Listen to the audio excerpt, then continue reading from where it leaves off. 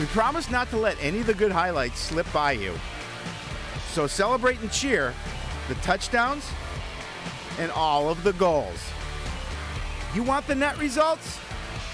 You're going to fall for this show. Sports Night is next.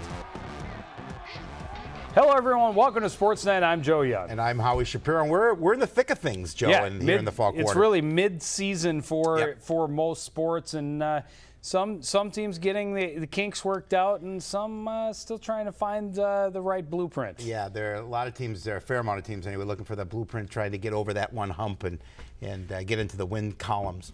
Yeah, well, we'll start with the football team. It's 2 steps forward and 1 step back for the Cardinals so far this season, which makes it tough to make real progress. Cardinals did some things better in Week 3 against Anoka than they had in either of their first 2 games, but it still wasn't quite enough to get them their first win. Cardinals continue to struggle with turnovers, penalties, and an inability to finish in the red zone. Game started off right. Cardinals opening possession pays off. Big hole for Cortez Action Jackson. He races through the middle, 32 yards for the score. Coon Rapids has its first lead of the year. But Anoka answers on their next drive. Sam Licari gets the carry off the left side. The Licari brothers were a thorn in the Cardinals' defense side all game. That gave the Tornadoes a 7-6 lead after 1. Cardinals with a long drive to the red zone early in the second and 10 from the Anoka 15, on to looking for Tanner Tunsky, but it's picked off by Jared Schultz, ending the Coon Rapids threat. Tornadoes capitalize with a 17-play drive that takes over 7 minutes off the clock, but it ends with Sam Licari's second TD of the game, this time pitched to the right, scores from the 6, 14-6 Anoka at the half. Tornadoes like to run, but a throwing situation on 2nd and long early in the 3rd. Seaman flushed from the pocket, throws this one up for grabs. Dylan Shrimpy gets position, gets the pick. First takeaway of the year for the Cardinal defense. Unfortunately, they can't capitalize. They go 3 and out, and on the punt, a bad snap. That has Brandon Martin running for his life. Eventually a 20-yard loss when Anoka tracks him down. Cardinals next possession, 3rd and 8, and Onda takes his eye off the ball, never secures the snap. Tornadoes are able to fall on it at the Cardinal 45. Anoka would capitalize with a 30-yard field goal off of that turnover. Late in the 4th, Cardinals with 4th and goal from the 10. Onda does a good job of escaping the pressure, finds Brandon Cooper, but he has to dive to make the catch, and he's down at the 2. Anoka takes over on downs. Just under 3 minutes left on the clock, and they run it out from there. You're right. There's some things that they've continued to grow on from game 1 here to game 3. Things that concern me a little bit, maybe some special teams issues, especially some snaps from the long snapper. You saw issue on an extra point. You saw another issue during the game. But you're right, turnovers. Turnovers and finishing in the red zone. It's kind of been a broken record so far through the first 3 games for Coon Rapids. Yeah, 9 turnovers through their first 3 games, and they finally did get a couple of takeaways against Anoka. Yep. And the turnover battle was a tie. But a couple of times in the red zone with nothing to show for it. A long drive that was done primarily on the ground. I'm not saying you don't throw to mix things up, but not a throw that should have been made. Tunsky was well covered in that situation, and it's just tough when you drive. I think it was 13 plays to get down to the 15, and then you turn it over. Yeah, I mean, both of them, and the Cardinal defense too. A couple of drives on the field way too long. That one drive towards the end of, I think, the first half. Too much time on the field. Give Anoka credit. They did a good job of running the ball, controlling the clock, and unfortunately, the Cardinals couldn't get it done. But they're close, I think. Well, they will face another big challenge this Friday. They're on the road at Blaine. It is homecoming for the Bengals. Historically, the Bengals have always seemed to have the Cardinals' number. This year, I'm sure that Blaine's coming in with a little bit of confidence knowing the Cardinals are 0-3. Yep. But the Cardinals have to just forget what has happened thus far, get back to doing what they've done right, and try and fix those few things, take care a little bit better care of the ball, and penalties. Penalties were a big problem in that game against Anoka. Too many penalties at all the wrong times. They have to look past the homecoming hype for Blaine. They just have to treat this another road game. Again, you just work on the things that you do well and hopefully learn from the things that you don't do well and try and improve on that in your week of practice. Yep. Following week, they will be home for their own homecoming when they host the Park Center Pirates. Tennis team continues to roll. They had a couple of conference opponents on the schedule this past week. They blow past the Osseo Orioles on Tuesday with a 6-1 win. Everybody winning in straight sets. Andrea Ream at second singles goes 6-2, 6-2. Maddie Georgie at third goes 6-3, 6-2. Carly Westra drops just one game in her straight sets victory at fourth singles, 6-0, 6-1. Bauer and Nelson team up at first doubles, and McManus and Nagley work out a 6-0, 6-1 win at second. On Thursday, the Cardinals traveling to take on the Armstrong Falcons, and they beat the Falcons 5-2. Nelson played third singles, won 6-3, 6-4. Maddie Georgie, one of the few three-set matches again in this meet. Lost the first one 4-6, but comes back to win 6-3, 6-1. That was at fourth singles. Hanula and Ream team up at first doubles and win 6-3, 6-3. Westra and McManus win in second doubles. And Mortensen and McDonald win 6-love, 6-love at third.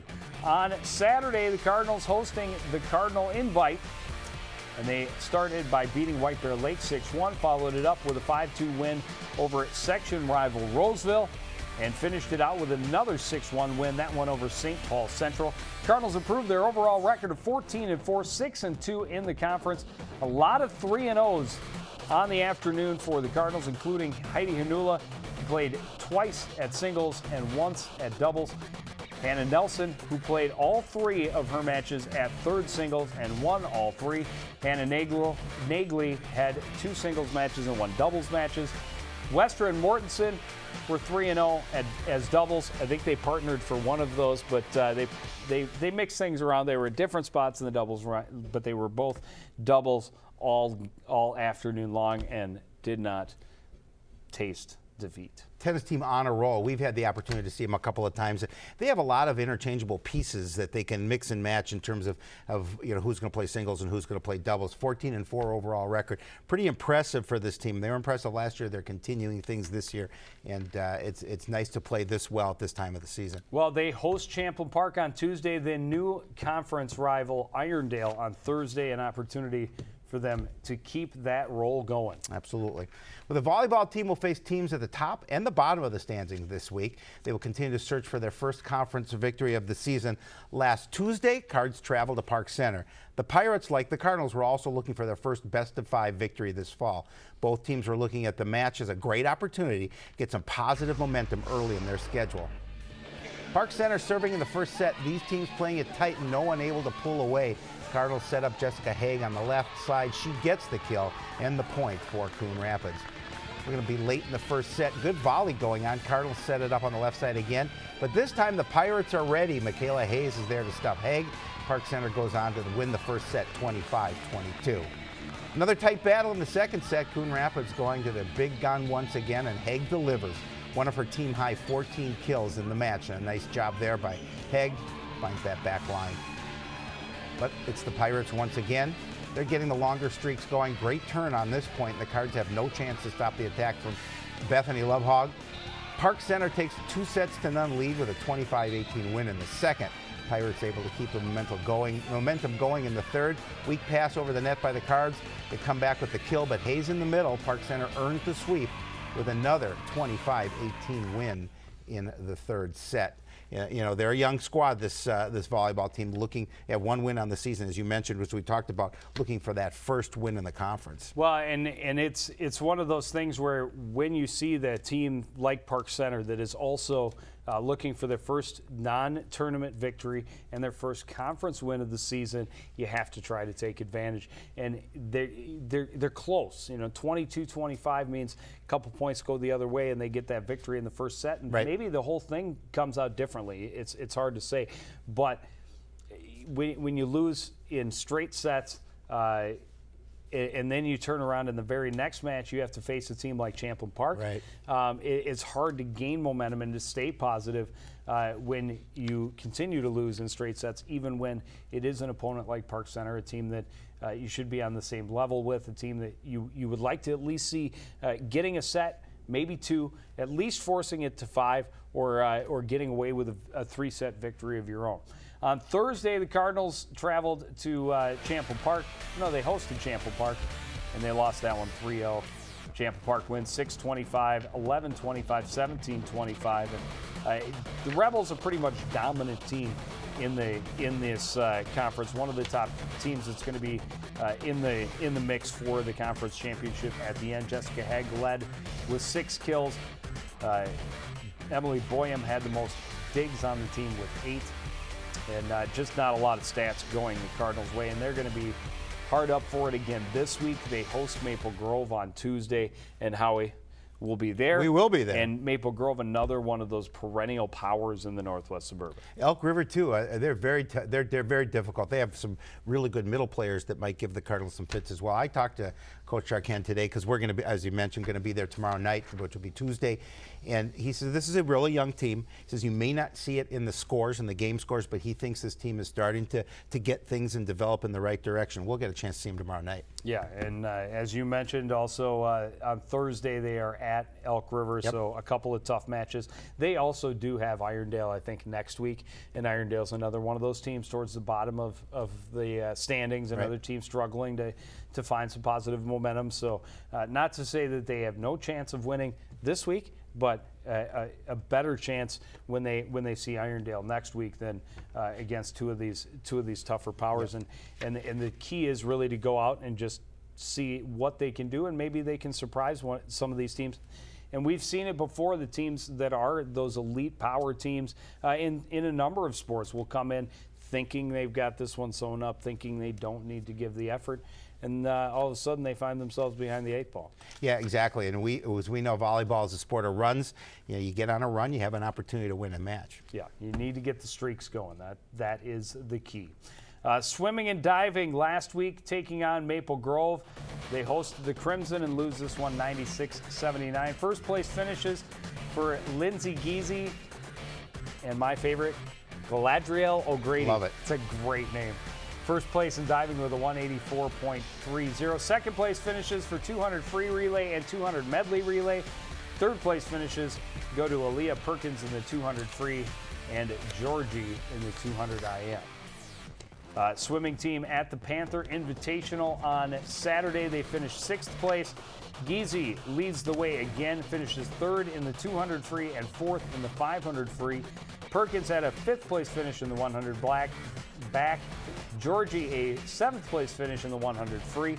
Freestyle relays, the 200 free relay finished 7th, 200 medley relay finished 8th, as did the 400 free relay. Georgie also grabbed an 8th place finish in the 500 free with a time of 6 minutes, 6.63 seconds. They are at Osseo this week on Tuesday, and they host Andover next Tuesday. And Howie? We'll be there. First opportunity to see this is the swim squad. Cross-country teams were at the Hutchinson Invitational last week, their only event on the schedule. The boys finished 7th with 137 points. Paul Breitbach, the freshman, leading the way in 11th place. They liked multiples of 11. They do. Apparently, 11th place for him. Mehrhoff was 22nd, Muggenberg 33rd, Aust not far back in 35th, and Coughlin right on his heels at 36th place.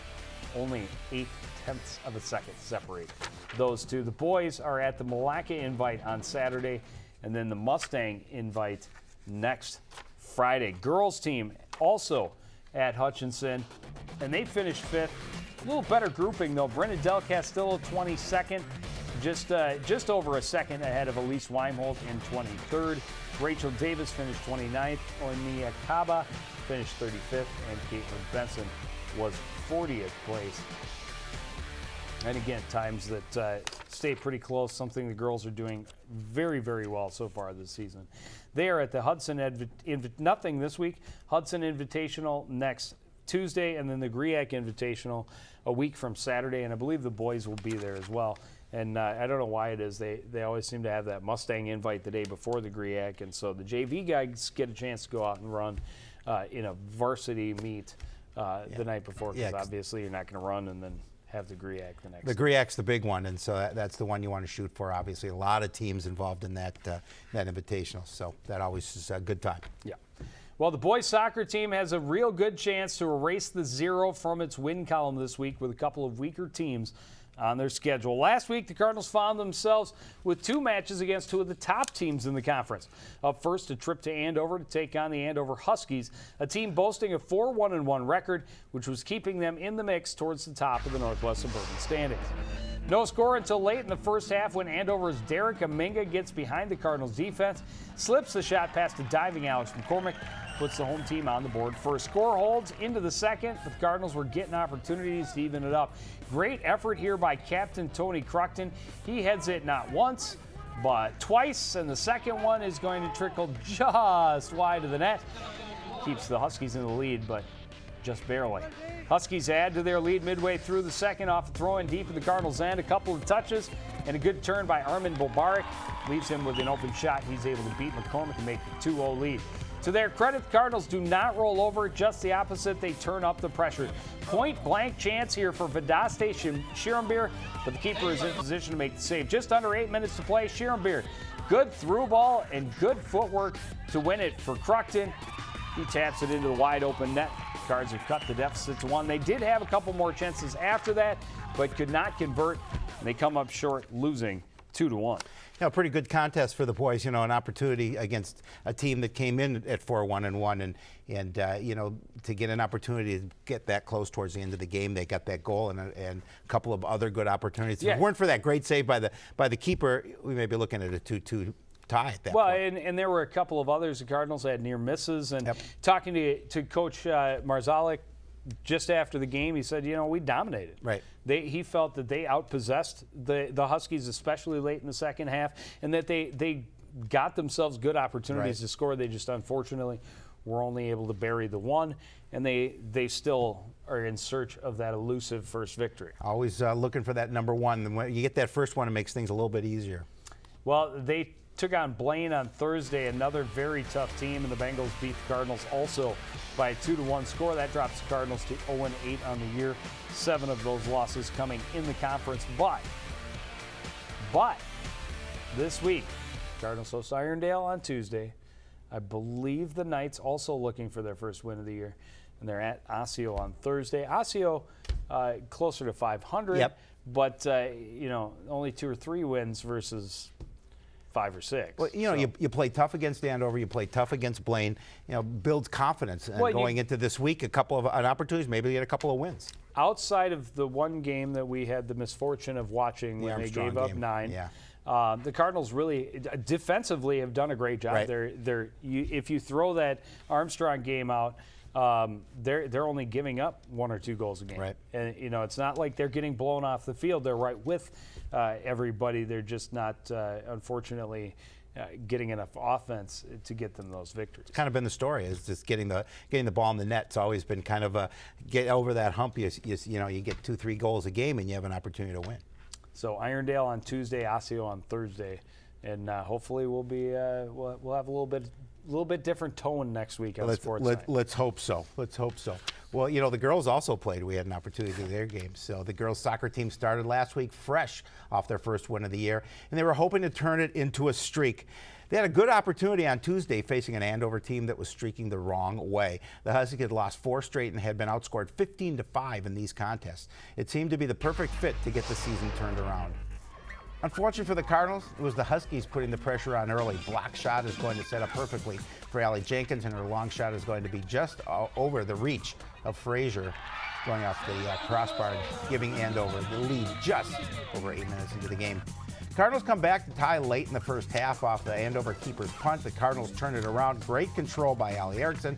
Stop the one up on the right side. She crosses out front to Allie Misquick, redirects into the net. We go to the half, tied at 1. Nice goal there. We're going to move early into the second. Great control by the Cardinals, building the attack. Erin Jenkins with a well-placed pass, allowing Misquick to run onto it. She puts it past the keeper for her second goal of the game, and the Cardinals take their first lead of the night at 2-1. Nice goal there for her second. Still a lot of time to play. Andover responds by they're going to push it to the Cardinal end.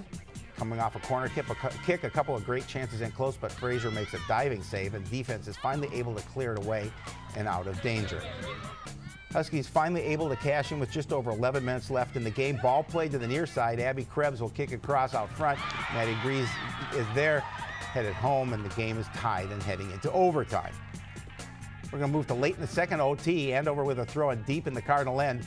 The clear attempt is stopped up by Grease, who lofts one towards the goal. Frazier mishandles it and slips it into the net as they win. Win slips away from the Cardinals, and Andover is going to come away with a 3-2 final. And that was a frustrating loss for Coon Rapids. You know, we're talking to Coach DeJoy. It was a frustrating one because they felt that they had that win in hand, and then to let it slip away at the end of the game. Especially when you look at possession time, and Coon Rapids really in control of possession time early on and kept Andover bottled up, and then in the second half allowed Andover to dictate the pressure, and then for the goal to be scored the way it was. Right. You know, not only was it misplayed by Frazier. Remember, Frazier just a sophomore, a lot of pressure on her shoulders. Absolutely. But the clear, I mean, that was not a. That was almost a pass. It was. I mean, when you clear, you have to clear hard, and you have to clear it downfield so that the throw-in is not deep in your end and turning into essentially an opportunity for them to do a set play similar to a corner kick. And unfortunately, that same missed clear attempt would come back and bite them again later in the week on Saturday, but we'll talk about that game in a moment. First, on Thursday, the Cardinals hosting the Blaine Bengals. They gave up an early goal to the Blaine Bengals, but they outshot Blaine the rest of the way. Unfortunately, they could not put one home. They lose to Blaine 1-0 and drop to 1-5-1 on the year. Then on Saturday, the Cardinals taking on Anoka. The Cardinals had the victory in hand on an Allie Erickson breakaway late in the game. Same situation. Failed clear attempt that they kicked out short instead of getting it out closer to midfield. Anoka came out and threw it in, set it up, scored a goal in the last couple of minutes and got away with the tie instead of allowing the Cardinals to get a win. But Anoka, again, a very good team, and that's what the Cardinals have to remember is, you know, they're tying. Andover's one they should have won. Andover's should have won. You know, that's a game they should have won, and the Huskies may be a team a little bit lower. But Anoka and Blaine both typically powerhouses in the conference, so to compete with them says a lot. They'd love to get the victories against them as well. Absolutely. But you know, to compete against them and come away with a tie or a 1-0 loss against very good teams is nothing you can hang your head about. Again, this team trying to turn that corner, and you know, they've had some good play this season, but again, you know, at this point they could have 3 wins had they not given up late goals, late scoring chances. And I know that Coach DeJoy, that frustrates him a little bit, but you know, he's looking to turn this around. Well, they hope that this again is a week with a couple of teams lower on the standings, lower on the ladder. Give them a chance to get that turnaround going. They host Irondale on Tuesday, and they're at Osseo on Thursday, and we will have highlights of that Irondale match next week. Yes, we will. On Sportsnight, and hopefully we're reporting a whole bunch of wins next week. Let's hope so. Let's hope so, because all the teams certainly could use them. They could. So we have volleyball coming up on Tuesday. We'll be at Blaine for the football game on Friday, and then swimming, hosting Andover on Tuesday the 23rd. All of those events live here on CTN and also online at youtube.com/CTN Studios. And then obviously you can also catch them, replay them online at your leisure at ctnstudios.com or youtube.com/CTN Studios. But that's going to do it for this edition of CTN Sports Night. I want to thank everybody out there for joining us and continuing to support everything we do here at CTN. For the entire crew, including Howie Shapiro, I'm Joe Young, saying good night.